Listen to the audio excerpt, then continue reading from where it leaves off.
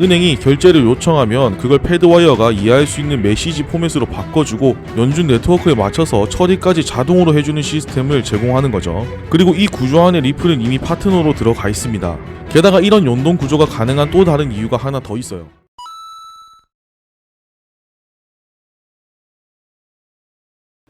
최근 영상에서 리플이 인수했었던 스탠다드 커스터디가 연준의 마스터 계좌 발급 신청을 했다는 이야기를 풀어서 설명해드렸었습니다. 그런데 이번엔 XRP가 미국 연준의 핵심 결제 시스템인 패드와이어에 들어갈 수 있다는 얘기가 나왔습니다. 마치 미국 금융 시스템 안에서 XRP가 공식 결제 수단처럼 활용될 수 있다는 기대감이 붙고 있는데 이게 실제로 가능한 얘기인지 조금 더 현실적으로 따져볼 필요가 있습니다. 지금부터 하나하나씩 내용을 파헤쳐 보도록 할 거고요. 그 전에 한 가지만 말씀드리고 시작하겠습니다. 최근에 소통방을 만들어서 운영을 하고 있습니다. 여기에 리플뿐만 아니라 상승 가능성 있는 종목들도 정리해서 말씀드리고 있고 거시경제나 중요한 지표 발표 일정 그리고 거기에 대한 해석들도 실시간으로 올려드리고 있습니다. 100% 투명하게 무료로 운영 중이고요. 입장하시는 방법은 아래 고정 댓글에 소통방 입장 링크 올려두었습니다. 필요하신 분들은 참고하셔서 편하게 입장하시면 되고 추후에는 소통방 입장 링크를 더 이상 올리지 않고 닫은 후에 소규모로 운영을 할 생각입니다. 최근에도 많이 들어와주고 계신데 제가 생각하는 인원이 다 차면 그때부터는 소통방 입장을 받지 않을 생각입니다. 그렇기 때문에 들어오실 분들은 최대한 빠르게 들어와 주시고요.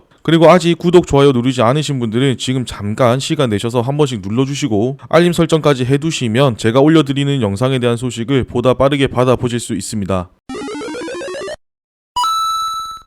패드와이어는 미국에서 매년 1000조 달러 이상의 자금이 오가는 중앙은행 운영의 실시간 결제망이죠. 미국 내 은행들 사이에 오가는 대규모 자금 대부분이 패드와이어를 통해 처리되고 연준이 직접 운영하기 때문에 보안이나 통제 측면에서 굉장히 까다롭게 관리되고 있습니다. 이런 시스템에 XRP가 연결될 수 있다는 주장이 나오는 이유는 기술적인 연결 가능성이 전혀 없는 건 아니기 때문이에요. 패드와이어의 시스템을 기술적으로 지원하는 기업들 중에 볼란테나 피나스트라 같은 업체들이 있습니다. 연준이 패드와이어를 직접 운영하긴 하지만 이걸 사용하는 은행들 입장에서는 자체 시스템을 연동하고 메시지를 주고받을 수 있게 중간에 기술을 연결해주는 소프트웨어가 필요한데 그 역할을 하는 게 볼란테나 피나스트라 같은 기업이에요. 이 회사들이 하는 일은 쉽게 말해서 은행 내부 시스템과 패드와이어를 연결해주는 다리 역할을 합니다. 은행이 결제를 요청하면 그걸 패드와이어가 이해할 수 있는 메시지 포맷으로 바꿔주고 연준 네트워크에 맞춰서 처리까지 자동으로 해주는 시스템을 제공하는 거죠. 그리고 이 구조 안에 리플은 이미 파트너로 들어가 있습니다. 게다가 이런 연동 구조가 가능한 또 다른 이유가 하나 더 있어요. 바로 패드와이어와 리플이 둘 다 같은 국제 메시지 표준 ISO 20022를 채택하고 있다는 점입니다. 은행이나 중앙은행 같은 금융기관끼리는 그냥 돈을 보내는 게 아니라 거래 내역, 계좌 정보, 결제 사유 같은 여러 데이터를 정해진 형식으로 주고받아야 합니다. 이 형식을 맞추는 게 바로 IS 20022고요. 앞으로 전 세계 금융기관 대부분이 이 포맷을 써야 하는 상황이라 시스템 간 호환성은 필수 조건이 됐죠. 리플은 이걸 아주 빠르게 적용한 대표적인 블록체인 프로젝트고 연준의 패드와이어도 이미 ISO 20022로 전환 중이라 서로 메시지를 주고받을 수 있는 기본 틀은 갖춰져 있는 상태입니다. 여기까지만 보면 XRP가 연준 시스템 안에 들어가는 것도 그렇게 멀게 느껴지지 않을 수 있습니다. 그런데 가장 중요한 구문점이 하나 있어요. XRP가 기술적으로 연결될 수 있는 구조에 포함되어 있느냐와 XRP가 연준의 결제 시스템에서 실제로 결제 자산으로 쓰이냐는 것은 완전히 다른 문제입니다. 예를 들어 어떤 전자결제 시스템이 비자카드랑 연동되었다고 해서 정부가 그 시스템을 비자 전용 결제망으로 운영하는 건 아니죠. 단순히 연동이 가능한 것과 정책적으로 채택한다는 것은 다르게 봐야 한다는 얘기입니다. 지금 상황을 보면 패드와이어와 연결된 민간 시스템 안에서 XRP가 쓰일 수 있는 구조는 일부 열려있는 건 맞지만 그렇다고 해서 연준이 XRP를 공식 결제 수단으로 받아들인 건 아니라는 점을 명확히 구분해야 합니다. 지금까지 연준의 입장을 보면 민간에서 발행한 암호화폐를 결제 시스템에 직접 포함시키는 건 거의 생각하지 않고 있다고 봐야 합니다.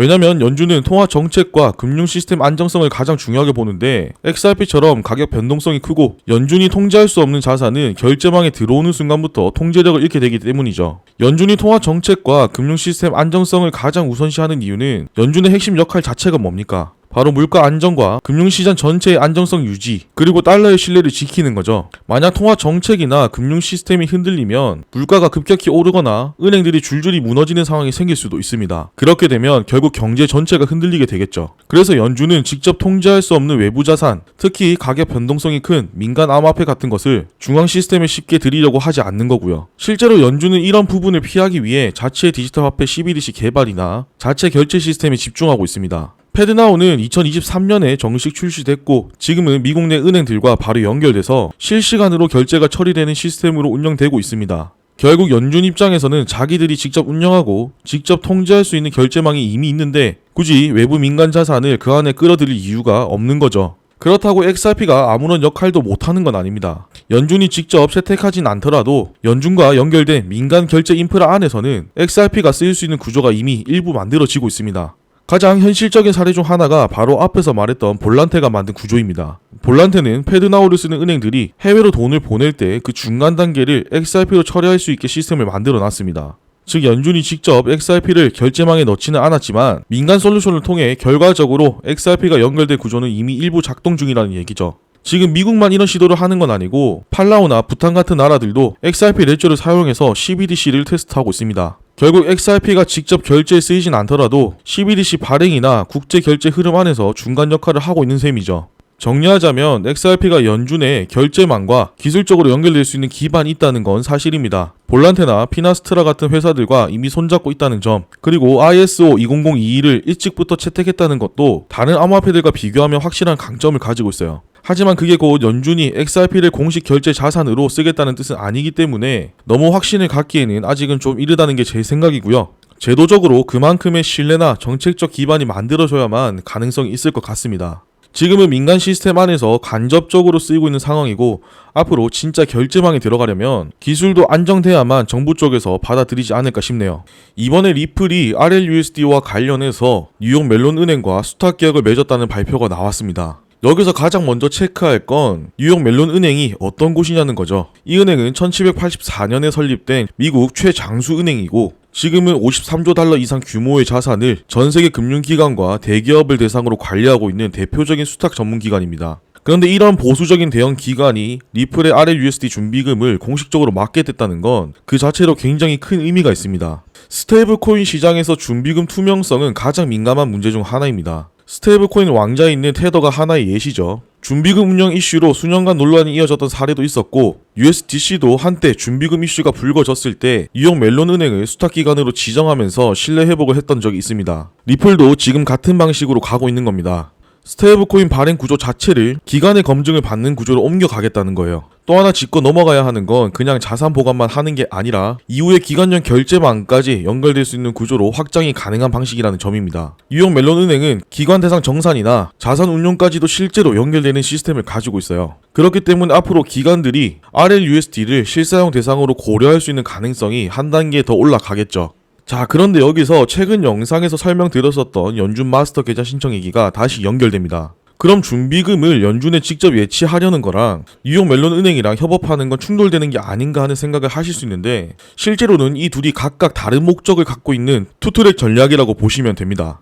마스터 계좌는 결제 처리 속도와 직접 통제권 확보용이고 뉴욕 멜론 은행은 신뢰도와 회계 감사 그리고 제도권 수용성을 확보하기 위해서예요. 즉 연준과 직접 연결되는 계좌는 RLUSD를 빠르고 안정적으로 처리하기 위한 인프라고 뉴욕 멜론 은행은 외부 기관 기준에 맞춰 투자자나 금융기관이 믿고 쓸 수 있게 만드는 장치입니다. 지금은 뉴욕 멜론 은행 수탁부터 진행됐고 마스터 계좌는 아직 심사 중이지만 이 두 가지를 동시에 구축하겠다는 게 리플의 전략인 거죠. 이렇게 되면 준비금 체계까지 정비가 되면서 이제는 실제 결제에 바로 붙일 수 있는 흐름도 같이 만들어지고 있습니다. 이번에는 RLUSD가 실제로 어디에서 어떻게 쓰이기 시작했는지 구체적인 사례를 짚어보겠습니다. 리플은 최근 글로벌 결제 플랫폼인 트랜섹과 협력해서 RLUSD 온램프 기능을 통합했습니다. 여기서 말하는 온램프는 쉽게 말해 실제 돈으로 RLUSD를 바로 사는 기능을 말합니다. 거래소에 따로 들어갈 필요 없이 트랜섹 플랫폼에서 일반 법정화폐로 RLUSD를 바로 구매할 수 있게 된 거죠. 예를 들어 누군가가 달러나 유로를 가지고 있다면 그걸 바로 RLUSD로 바꿔서 쓸 수 있게 되는 구조입니다.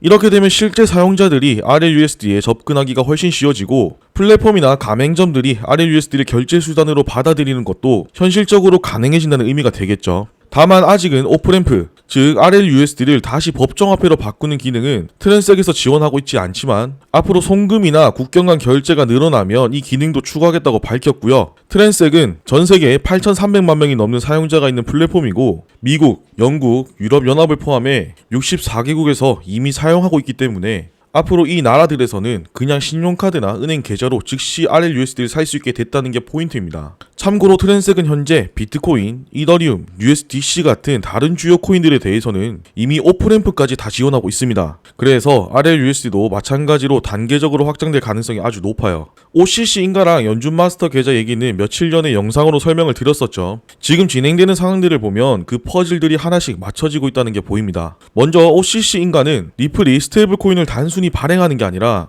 제도권 금융기관으로서 직접 운영하겠다는 움직임이었습니다. 그게 신탁은행 형태라는 점도 함께 말씀드렸죠. 이 방식을 사용하면 일일이 주마다 허가 받을 필요 없이 한 번에 미국 어디서든 활동할 수 있습니다. 대신 연방 기준에 맞춰서 운영해야겠죠. 결국 규제 리스크를 줄이고 기관들도 안심하고 쓸 수 있게 신뢰를 높여가겠다는 겁니다. 그리고 마스터 계좌 신청도 같은 맥락입니다. 지금 뉴욕 멜론 은행과의 협업이 공식화되면서 RLUSD 준비금을 직접 통제하고 관리하는 체계를 만들겠다는 게 점점 구체적으로 드러나고 있죠. 결국 OCC 인가, 마스터 계좌 신청, 그리고 뉴욕 멜론 협업까지 제대로 인정받고 안전하게 운영하기 위한 단계들을 순차적으로 진행해온 과정이지 않나 싶습니다. 즉 RLUSD는 기술보다는 규제를 우선에 두고 기관들이 안심하고 쓸 수 있는 구조를 먼저 만들어가고 있는 거고 지금 진행되는 하나하나가 그 방향에 맞춰서 움직이고 있는 거고요. 리플이 이렇게까지 복잡한 구조를 거쳐가면서 RLUSD를 만들고 있는 이유는 기관 결제망에 들어가기 위해서죠. 뉴욕 멜론 은행과 이번에 협업을 하는 것도 앞에서 말씀드렸지만 기관 대상으로 정산, 보고, 자산 운용 전반을 커버하고 있기 때문입니다. 즉 RLUSD가 앞으로는 기관과 관련된 결제나 자산 운용까지 이어질 수 있는 확장성을 갖게 됐다는 뜻이에요. 그리고 현재 발행되어 있는 스테이블 코인과 다른 점이라고 하면 기존 스테이블 코인은 대체로 개인 간 거래나 거래소 유통에 초점을 두고 있는데 RLUSD는 처음부터 기관이 직접 다룰 수 있는 결제 수단으로 설계했다는 점에서 차이점이 있습니다. 리플이 준비 중인 RLUSD 관련 계획은 올해 스웰 행사에서 어느 정도 공개될 가능성이 큽니다. 앞으로 어떻게 밀고 나갈지에 대한 방향성은 이제 다들 어느 정도 아실 테고 이번에는 실제 시험까지 포함된 구체적인 내용이 발표될 수 있다고 미리 언급을 했어요. 여기서 특히 눈여겨봐야 하는 게 스위프트에 대한 키워드죠. 리플과 스위프트에 대한 이야기는 이전부터 많이 나왔습니다. 아직까지도 가능성이 있다 혹은 말도 안 되는 이야기다 의견이 많이 갈리고 있는데 확실히 이렇게 이야기가 많이 나온다는 건 결국 가능성이 높진 않겠지만 가능은 하다 이렇게 생각이 들어요. 결국 이것도 기관 시스템에 바로 접목시킬 수 있는 방향으로 나아가고 있다는 겁니다. 그리고 이번 발표가 스웰 행사에서 예정돼 있다는 건 이미 어느 정도 구체적인 준비가 끝난 상태로 보입니다. 로드맵 같은 걸 발표하는 게 아니라 실제 파트너들과 조율을 마친 내용을 공개할 가능성이 크다는 거예요. 이 자리에서 RLUSD와 관련된 내용이 어떤 방식으로 나오느냐에 따라 기관 투자자들이 RLUSD를 얼마나 신뢰할 수 있을지 그 분위기를 어느 정도 확인해 볼 수 있을 것 같습니다. 여기까지 내용을 정리해보면 리플은 RLUSD를 기술 중심으로 밀고 가는 게 아니라 제도적인 장치를 하나씩 확보해가면서 기관이 실제로 쓸 수 있는 스테이블 코인으로 만들어가고 있다는 걸 느끼실 겁니다. 그런데 이제부터는 실질적인 검증이 필요한 시점이에요. 우선 기관 쪽 수요가 실제로 붙느냐가 이게 가장 중요합니다. 지금처럼 시스템만 잘 갖춰놓는다고 해서 되는 게 아니라 이번에 협업하는 뉴욕 멜론은행 그리고 연준 마스터 계좌 때 설명했던 볼란테나 피나스트라처럼 실제 은행이나 결제망 사업자들이 이걸 정산에 쓰기 시작해야 진짜 도입이라고 볼 수 있어요. 그리고 두 번째는 정책적인 명확성입니다. OCC 인가나 마스터 계좌 신청처럼 준비는 끝났지만 미국 의회에서 스테이블 코인 법안이 명확해지면 RLUSD 같은 구조는 제일 먼저 거론될 가능성이 있겠죠. 규제 기반이라는 강점이 있어서 상대적으로 진입이 빠를 수 있다는 겁니다. 세 번째는 CBDC와의 관계입니다. 만약 연준이 디지털 달러를 직접 발행하게 되면 민간 스테이블 코인들의 역할이 줄어들 수 있지만 반대로 민간이 유통을 막는 구조가 유지된다면 이제는 누가 정부가 제시한 기준에 더 가까운 구조를 갖췄느냐가 판단 기준이 될 거예요. 그리고 마지막은 경쟁 구도입니다. USDC 같은 기존 스테이블 코인들도 모두 전통 금융 인프라와 연결돼 있고 상당히 빠르게 제도와 흐름을 따라가고 있습니다. RLUSD가 여기서 주목을 받으려면 기술이나 연동 범위뿐만 아니라 기관들이 왜 이걸 꼭 써야 하는지에 대한 명확한 이유가 있어야 돼요. 결국 RLUSD는 지금 규제를 기반으로 인프라를 만들어 왔고 이제는 그 구조 안에서 기관들이 실제로 써볼지 말지를 결정하는 구간에 들어섰다고 보시면 됩니다. 제가 이때까지 영상으로 정리해드렸던 내용들을 다시 한번 살펴보면 대부분 연관성이 있고 단기 이벤트성 호재는 아니었다는 걸 느끼실 수 있을 겁니다. 하나하나 다 실무적으로 움직이고 있고 각 기관들이 이름을 걸고 합류하고 있어요. 앞으로 상승 속도에 가속을 할 수 있는 건 실사용에 대한 기관들의 채택에 따라 달라질 거라고 생각해요. 사실 이런 내용들 말고도 정말 다뤄볼 만한 내용들이 많이 있습니다. 저도 이것만 하는 게 아니라 다른 일을 병행해서 하고 있다 보니까 영상으로 모든 내용을 설명해드리기에는 어려움이 있어요. 그래서 실시간 이슈나 차트 분석 그리고 리플 말고도 상승 가능성 있는 종목들도 분석을 해서 소통방에서 공유해드리고 있습니다. 최근에 추천드렸던 코인들 아마 소통방에 들어와 계신 분들은 모두 수익 구간이실 거예요. 이런 내용들 모두 무료로 오픈하고 함께 나누고 있습니다. 아래 고정 댓글에 소통방 입장 링크 올려둘 테니까 편하게 입장하시면 되고요. 지금 대부분의 알트코인들이 제대로 된 상승을 시작하지도 못했고 바닥권에 있습니다. 제가 예상하는 시나리오처럼 흘러간다면 이제 알트 시즌 초입에 들어섰다고 생각해요. 하지만 절대 100% 확신하지 마시고 흐름에 맞춰서 잘 대응하셔야만 합니다. 오늘 준비한 내용은 여기까지고요. 도움이 되셨다면 구독, 좋아요, 알림 설정 잊지 말고 꼭 한 번씩 눌러주시고 저는 또 알찬 내용 준비해서 돌아오도록 하겠습니다. 감사합니다.